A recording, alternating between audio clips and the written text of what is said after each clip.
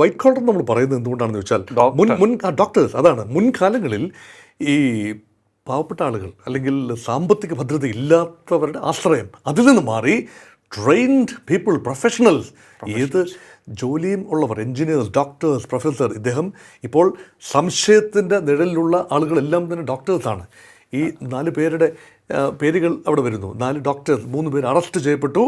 ഒരാൾ ഇപ്പോൾ സ്ഫോടനത്തിൽ മരിക്കുന്നു. ഉമർ മുഹമ്മദ് എന്ന് പറയുന്ന ആ കാർ ഡ്രൈവ് ചെയ്ത ആൾ, അദ്ദേഹം ഒരു മെഡിക്കൽ കോളേജിലെ പ്രൊഫസർ കൂടിയാണ്. ഫരീദാബാദിൽ അദ്ദേഹം പുൽവാമ സ്വദേശി. നോക്കൂ, അന്ന് ഭീകരാക്രമണം നടന്ന പുൽവാമ സ്വദേശി. അപ്പോൾ അവിടെയൊക്കെ ഈ ടെക്നീഷ്യൻസിൻ്റെയും പ്രൊഫഷണൽസിൻ്റെയും എല്ലാം ഒരു സ്ലീപ്പർ സെല്ല് ഉണ്ടോ പല ഇടങ്ങളിലായി? ഫരീദാബാദ് കോക്കസ് എന്ന് വേണമെങ്കിൽ പറയാം. ഹരിയാനയിലെ പല ഇടങ്ങളിലും ഫരീദാബാദിലുമൊക്കെ പ്രവർത്തിക്കുന്ന ചില സ്ലീപ്പർ സെല്ലുകൾ. അവർ ഉപരിതലത്തിൽ നല്ല ട്രെയിൻഡ് ആളുകളും പ്രൊഫഷണലുകളും ഒക്കെയാണ്, ഡോക്ടേഴ്സൊക്കെയാണ്.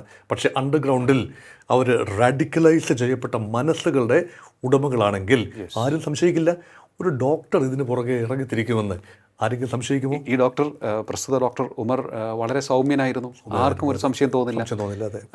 ചില സിനിമയിലൊക്കെ പറയുമല്ലോ, നല്ലവനായ ഉണ്ണി, അതായിരുന്നു ഡോക്ടർ ഉമർ. അപ്പോൾ അതിനുശേഷം ഇത്തരത്തിലൊരു സംഭവമാണ് ഉണ്ടായിരിക്കുന്നത് എന്നുള്ളതാണ്. അപ്പോൾ അത്തരത്തിലുള്ള അല്ലെങ്കിൽ അത്തരത്തിൽ കഴിഞ്ഞ് കൃത്യമായി നിർദ്ദേശം കിട്ടുമ്പോൾ കൃത്യമായ സ്ഥലത്ത് ആക്രമണം നടത്തുന്നു. അതാണ് ഇവരുടെ ഇപ്പോഴത്തെ സ്ട്രാറ്റജി എന്ന് തോന്നുന്നു. അതായത് എവിടെയും എപ്പോഴും ആരെ ഉപയോഗിച്ചും ആക്രമണം നടത്തി വ്യവസ്ഥിതിയെ, ഒരു സംഘടിത വ്യവസ്ഥിതിയാണല്ലോ state. State is an organised people അല്ലേ? അതെ. ഈ രാഷ്ട്രത്തെ അംഗീകരിക്കാത്ത, ഈ വ്യവസ്ഥയെ അംഗീകരിക്കാത്ത, ഇപ്പോഴത്തെ ലോകക്രമത്തെ അംഗീകരിക്കാത്ത ചില ഛിദ്രശക്തികൾ അട്ടിമറിക്കാൻ വേണ്ടി ഇപ്പം രാജ്യത്തിൻ്റെ ചുമതല എന്താണ്? ജനങ്ങളുടെ ജീവനും സ്വത്തിനും ഉറപ്പ് നൽകുക. അതാണ് രാഷ്ട്രം എന്നതുകൊണ്ട്. അതിന് സാധിക്കാത്ത ഒരു വിഭാഗത്തെ രാഷ്ട്രമെന്ന് നമുക്ക് പറയാനാവില്ല. അവിടെയാണ് സെക്യൂരിറ്റി, ബേസിക് സെക്യൂരിറ്റിയെ തന്നെയാണ് അഡ്രസ്സ് ചെയ്തിരിക്കുന്നത്. അതുകൊണ്ട് ഇവിടെ സൈനിക യൂണിറ്റുകളെ ആക്രമിക്കുമ്പോൾ അത് പരമ്പരാഗത യുദ്ധമാണ്. ഇപ്പോഴത്തെ ഭീകരതയുടെ ഒരു അടിസ്ഥാനം എന്ന് പറഞ്ഞാൽ അവർ ദുർബലരാണ്.